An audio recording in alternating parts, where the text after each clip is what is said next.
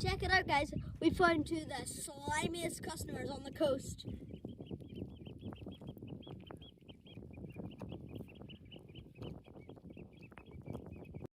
What we've got here is a common eel. And also, if you can see behind him, there's a 5-bearded rockling.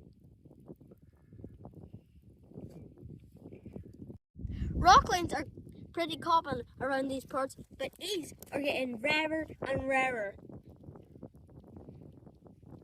It's really good to find one this size.